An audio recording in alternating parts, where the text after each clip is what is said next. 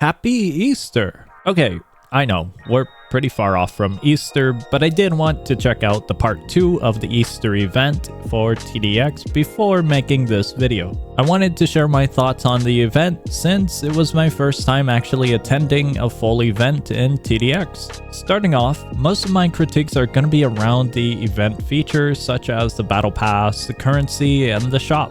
I want to say right off the bat, the Battle Pass is actually really cool, at least compared to other games and how they're structured. It is completely free at the start of the event, gives new players an opportunity to earn even more rewards, and gives the event tower for free at a very early stage in the pass, which is awesome. If new players are struggling with basic progression, they can do event stages where they'll be given a free pre-made loadout and they'll be able to earn Battle Pass progression really easily with it. Additionally, everyone does get Battle Pass quests daily to help progress through it, and the only downside is that the tower has been removed in previous passes, but other than that, this is a very awesome design choice for a Battle Pass compared to other games and how they structure it. The currency mechanic is pretty alright. You kill bosses and they drop the Easter egg currency. The shop, however, feels pretty empty and almost forgettable. It'd be cool to see some more stuff in the shop, even if it's super simple, like more purchasable abilities, because right now the only thing is the Golden Z, and as a fairly new player, it feels like a complete waste to buy it and use it for the game modes that I'm currently grinding. Plus, I really haven't been grinding the Easter egg currency all that much. I know the tower's in there, but that's pretty much it. Once you obtain it, you're kind of done unless you want the Golden Zs. Having a few more options, even if they had to be limited purchase quantity-wise, would be nice to see. When it comes to the two stages, Easter Day and Night, Easter Day was really cool to experience. A detail that really surprised me was the music. I say this because of how the music is for the other events and the different modes in the game. A lot of the music is going to be intense for the situation.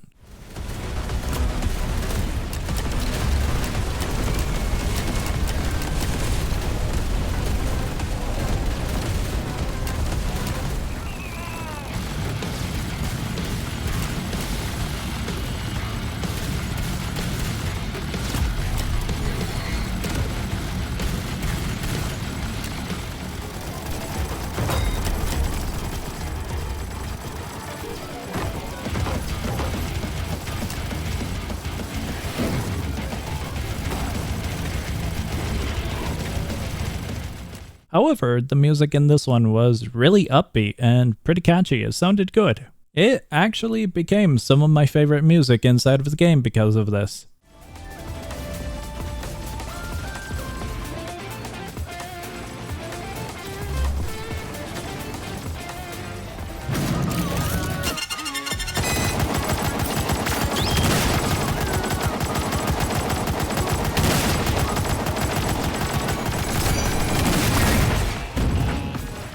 There is some really great music in the game, but this one is really nice overall. The map itself is going to be a two-sided defense with a huge amount of enemies throughout the entirety of it. At first, I was worried because I was going in completely blind on day one, and seeing the horde of enemies was really shocking. But after playing it a few times and getting used to it, it's really fun of a stage. The boss itself was really silly and very memorable for the design it had and the different attacks that it had done. I really liked the attention to detail at the very end, as it felt like the boss was actually malfunctioning with the face glitching out rapidly. When it comes to the Easter Night stage, it felt a little bit odd with the mix of music being pulled from both Halloween and Easter events. As mentioned, the Easter music was really upbeat and it felt very silly in the grim setting that the stage took place in. Especially if you look up close at the enemies, they're really creepy-like and pretty horrifying. But in a good way. The attention to detail on all of the enemies, the boss, and everything about this stage is really up there. I didn't expect it at first, but the enemies in Easter Night attack way more than they do in Easter Day, and I guess it does follow the same suit as the Halloween stages, but in a way I thought it would connect a little bit more to Easter. Regardless, a very fun stage, and quite a challenge on the harder difficulties. The boss was really cool with the repair mechanic where every once in a while, once he depleted his health bar, he would get a new piece added to his body. The only problem with the boss is I really couldn't understand what he was trying to convey at the beginning, but oh well. Overall, both stages were pretty fun to try out, and I like how different they were. The only other thing that I can think of that would be a flaw when it comes to the event is I don't know when it ends. I was scrambling for information for when the event would end because I didn't know how many days I had remaining until the tower that just released would go away. Usually I like to pace my grinding so I can get other stuff done as well, and so I can check out other events that might pop up around holidays. I ended up getting a bunch of mixed information from the in-game information and the game page itself. If you have any information of where I should look next time, let me know.